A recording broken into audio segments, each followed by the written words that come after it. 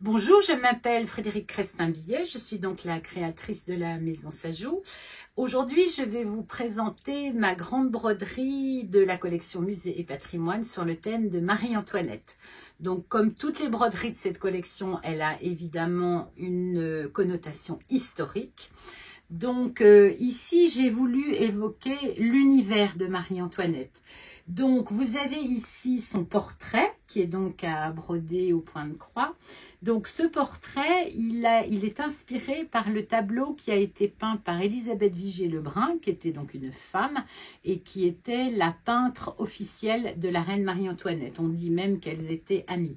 Donc, à l'époque, cette peinture, ce portrait avait fait un petit peu scandale puisque la reine était, on considérait que la reine avait une robe qui était un peu trop simple, un peu trop légère. Mais justement, ça a été une des choses pour lesquelles Marie-Antoinette est connue, c'est qu'elle a voulu simplifier les tissus qu'on utilisait, notamment pour s'habiller. Il y avait à l'époque des brocarts très lourds, des velours très épais, et elle a voulu donner un petit peu de légèreté à tout ça. Alors, ce qui est amusant, c'est que dans les archives du château, il existe un registre dans lequel il y a des échantillons des tissus que Marie-Antoinette aimait commander.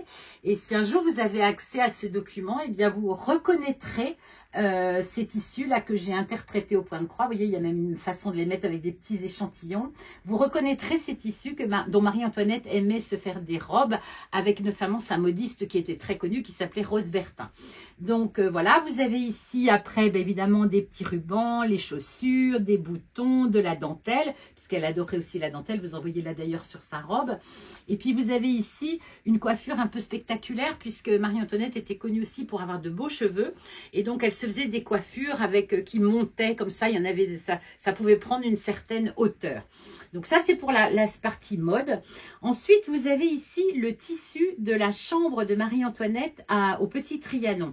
Donc Louis XVI avait fait construire pour Marie-Antoinette le Petit Trianon qui, dans les jardins du château de Versailles, dans le parc du château de Versailles, est un petit bâtiment, le Petit Trianon, qui était pour Marie-Antoinette et dans lequel elle pouvait se permettre d'avoir une vie un peu plus privée, c'est-à-dire loin des lourdeurs de la cour. Elle allait là-bas avec ses amis et sa famille. Donc ça, c'est le tissu de sa chambre et ça, c'est le tissu de la bordure, puisqu'à cette époque, quand on faisait des beaux tissus comme ça, il y avait toujours le motif principal et puis une bordure qui servait donc de part et d'autre des murs, mais aussi sur les rideaux, sur l'ameublement, sur les écrans de cheminée qu'on faisait beaucoup à cette époque-là. Donc tissu principal et bordure de la chambre de la reine à Trianon.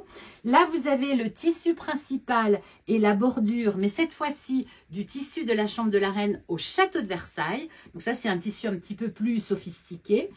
Vous avez ici quelque chose d'un peu particulier. C'est un échantillon d'une tapisserie que la reine avait fait quand elle était en prison au Temple. Elle avait brodé cette tapisserie avec sa belle-sœur Marie-Antoinette. Donc la pauvre, elle n'avait pas beaucoup de fournitures, donc elles avaient fait des tas de petits morceaux qui ont été assemblés bien après sa mort. Donc voilà, donc vous avez ici l'univers de Marie-Antoinette et puis dernier petit détail qui a son importance, vous avez ici ses initiales, le M et le A, ce qu'on appelle son chiffre, et ce M et ce A, on les retrouve à beaucoup d'endroits, notamment au Petit Trianon, mais aussi dans le château de Versailles. Alors cette grande grille, eh bien, elle est à broder d'après une grande grille que je fournis, qui est comme ça, donc assez spectaculaire, assez facile à suivre. Donc derrière, vous avez les explications que je viens de vous donner, mais bien plus encore. Et puis des explications relatives à l'exécution de la broderie.